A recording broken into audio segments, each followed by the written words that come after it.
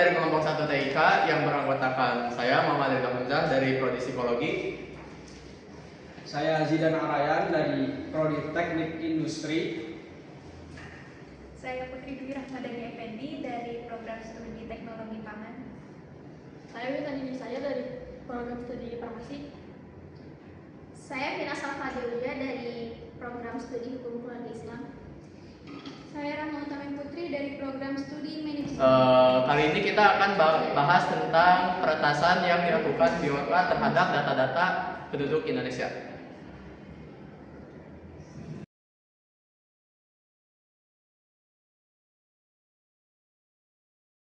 Baik, sebelum membahas lebih lanjut tentang kasus Bjorka, di sini saya akan menjelaskan definisi cybercrime. Cybercrime atau kejahatan cyber merupakan kegiatan ilegal yang dilakukan lewat jaringan elektronik seperti internet. Kejahatan ini sangat berbahaya karena ruang lingkupnya yang sangat luas dan dapat mengganggu privasi seseorang. Jumlah kegiatan di dunia mayanya juga sangat besar karena pelaku memiliki karakteristik dan cara yang bermacam-macam. Nah, mereka mudah melakukannya karena menggunakan teknologi informasi yang lebih maju. Contohnya seperti pornografi, judi online, terorisme, peretasan atau hacking, dan lain sebagainya. Nah, kegiatan ini juga dapat menyebabkan kerugian dan kekhawatiran publik yang meluas. Baik, selanjutnya ada faktor penyebab kejahatan cyber di Indonesia. Yang pertama, karena rendahnya literasi di Indonesia. Literasi artinya membaca, memahami, dan menerapkan nilai-nilai yang telah dipelajari dalam kehidupan sehari-hari. Indonesia berada di peringkat ke-62 dari 70 negara dalam hal literasi. Artinya, Indonesia menempati posisi ke-10 sebagai negara dengan nilai literasi paling rendah. Sedangkan Indonesia memiliki lebih dari 170 juta jiwa yang menggunakan media sosial seperti Instagram, Facebook, TikTok, Twitter, dan YouTube, dan lain sebagainya. Nah, karena inilah banyaklah terjadi penipuan online, pencurian identitas, dan penyebaran berita palsu yang semakin banyak karena kurangnya literasi di Indonesia. Untuk poin kedua yaitu lemahnya sistem keamanan di Indonesia. Kasus kebocoran data yang sering terjadi menunjukkan bahwa perlindungan data di Indonesia masih lemah. Hal ini mengidentifikasikan kalau sistem keamanan cyber nasional belum berjalan optimal. Menurut International Telecommunication Union menyatakan bahwa Indonesia menempati posisi ke-24 dari 194 negara dalam Global Cyber Security Index dengan skor 94,88. Indonesia juga menempati peringkat ketiga di ASEAN. Poin ketiga yaitu celahnya regulasi dan penegakan hukum. Meskipun Indonesia sudah mempunyai Undang-Undang No. 11 tahun 2008 tentang informasi dan transaksi elektronik dan perubahannya pada tahun 2016, penempatan hukum cyber masih menghadapi banyak kendala. Meskipun sudah ada aturan penegak hukum, perilaku kejahatan cyber seperti pencurian data, pencurian informasi masih belum optimal. Hal ini menunjukkan bahwa lemahnya sistem di Indonesia bukan karena teknologi, tetapi yang terjadi kebijakannya dan pengawasannya yang belum optimal. Selanjutnya ada motivasi ekonomi dan juga sosial. Masyarakat Indonesia tergolong aktif dalam menggunakan internet dan juga media sosial. Tetapi masih sedikit dari mereka yang mengerti bahwa pentingnya untuk menjaga data pribadi kita. Kalau misalkan data pribadi kita bocor, itu sangat berbahaya baik dari segi ekonomi maupun sosial. Literasi digital bukan berarti kita hanya bisa menggunakan teknologi, tetapi kita tahu atau paham bahwa pentingnya untuk menjaga data pribadi dan juga bahayanya kejahatan cyber. Nah, selanjutnya ada pentingnya keamanan data dan resiko kebocoran. Di Indonesia, kasus kejahatan cyber ini semakin meningkat, teman-teman, dan internet itu memang memudahkan kita untuk berkomunikasi dan juga bertukar informasi. Tetapi itu juga bisa membuat risiko kejahatan online atau kejahatan cyber ini semakin meningkat. Keamanan data itu sangat penting karena teknologi menyimpan informasi atau data pribadi kita itu di tempat seperti database atau di cloud. Nah, data itu bisa bocor bila keamanan terhadap sistemnya itu lemah atau ada hacker yang bisa masuk. Banyak situs yang menyimpan data pribadi kita, dan kalau misalkan keamanannya itu lemah atau tidak kuat, hacker bisa saja mencuri data pribadi kita. Oke, kali ini aku bakal ngejelasin tentang kasus Bjorka dan kronologinya. kasus kebocoran data besar-besaran oleh peretas anonim Bjorka terjadi pada Agustus 2022. Nah, dari kasus ini menyebabkan meningkatnya kesadaran masyarakat Indonesia akan keamanan tentang data. Aksi yang paling menggemparkan yaitu kebocoran sekitar 1,3 miliar data registrasi kartu SIM yang berisi informasi-informasi yang sensitif seperti NIK, nomor telepon, dan tanggal pendaftaran. Data ini diunggah di forum Brexit Forums.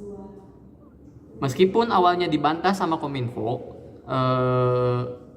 tapi data tersebut tuh terbukti valid dan asli gitu.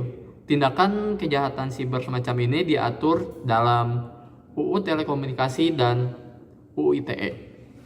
Oke, untuk poin selanjutnya, menurut Siva dan Atman, aksi peretasan Bjorka ini memiliki karakteristik yang kompleks dan terorganisir dengan tujuan ganda, yaitu mencuri data dan menyampaikan pesan politik melalui strategi komunikasi digital. Metode-metodenya juga sangat beragam. Ada eksploitasi celah keamanan, pemanfaatan data lama, dan penyebaran terencana. Jadi target serangannya tuh adalah data-data milik negara dan warga, termasuk data registrasi SIM dan data internal negara. Pola serangannya juga sistematis, mulai dari peretasan pengambilan data hingga publikasi. Dari publikasi ini tuh menunjukkan bahwa aksi ini tuh bukan hanya kejahatan digital biasa, tapi juga mengandung muatan simbolik dan kritik terhadap pemerintah. Sekian dari saya, terima kasih. Selanjutnya, saya akan menjelaskan tentang data yang dibocorkan oleh Bjorka. Yang pertama ada data pelanggan IndiHome.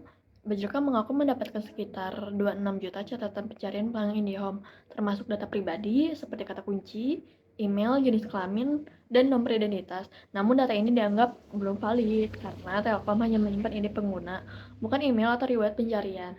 Yang kedua ada data 1,3 miliar nomor SIM. Kebocoran 1,3 miliar data pengguna SIM card di Indonesia membuat masyarakat kehilangan kepercayaan besar terhadap pemerintah dan perusahaan layanan digital, termasuk penyediaan telekomunikasi swasta. Banyak orang merasa takut, marah, dan kecewa karena pihak-pihak yang bertanggung jawab kurang terbuka dan tidak jelas dalam menangani masalah ini. Kejadian ini merusak kepercayaan pada negara karena data yang dibocorkan bukan hanya soal teknologi tapi juga data penting milik publik dan pemerintah. Kebocoran ini berisiko terhadap keamanan data pribadi dan menyebabkan banyak penipuan serta penyalahgunaan data. Yang ketiga, ada surat rahasia Badan Intelijen. Bjorka juga membocorkan surat-surat rahasia dari Badan Intelijen Negara yang dikirim ke Presiden Jokowi antara tahun 2019 hingga 2021. Surat-surat ini dianggap sangat penting dan rahasia. Yang keempat, ada data 150 juta warga dari KPU. Bjorka mengaku menjual 150 data penduduk Indonesia seharga 74 juta. Data ini diambil dari Komisi Pemilihan Umum dan berisi informasi seperti nomor identitas, nama lengkap, tanggal lahir, alamat, dan status perkawinan. Data ini dibagikan pada 6 September 2024. Selanjutnya, dampak kebocoran data. Efek dari dampak kebocoran data ini tidak hanya menyebabkan kerugian teknis, tetapi juga menimbulkan dampak luas bagi individu, organisasi, dan negara. Menurut Utami Suryano dan Putri, kasus kebocoran data di Indonesia menunjukkan bahwa selain kerugian finansial, terdapat kerugian reputasi dan kepercayaan publik yang turun drastis. Selain itu, menyatakan bahwa kebocoran data memunculkan ketidakpastian hukum dan kerugian material bagi individu maupun organisasi karena regulasi yang belum kuat dan penegakan hukum yang masih lemah. Contohnya, serangan ransomware terhadap lembaga publik di Indonesia juga menekankan bahwa kerentanan sistem keamanan dapat menyebabkan menjadi krisis nasional dan data. Karena itu, kebocoran data bukan sekedar insiden teknis, tetapi juga krisis kepercayaan, privasi, dan keamanan nasional. Oke, jadi kalau kita lihat, pemerintah Indonesia itu sebenarnya udah cukup serius dalam mengatasi masalah cybercrime. Contohnya, lewat pembentukan BSSN, lembaga khusus buat nguatin kekuatan ketahanan cyber nasional. Nah, cuma meskipun udah ada UU ITE, tantangannya masih ada di kesadaran masyarakat dan penegakan hukum yang belum merata. Makanya Indonesia juga aktif di forum ASEAN dan dukung pembentukan ASEAN CERT biar kerjasama regionalnya makin kuat. Nah, kedepannya yang penting itu bukan cuma regulasi, tapi juga edukasi digital. Otomatis ancaman cyber bisa lebih mudah dicegah. Dan intinya itu balik lagi ke SDM sih. SDM di masyarakat kita itu masih kurang sadar akan teknologi digital. Mungkin itu saja. Terima kasih.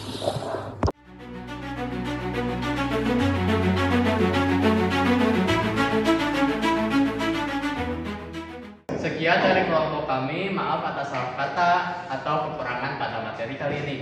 Wabillahi taufiq wal hidayah. Wassalamualaikum.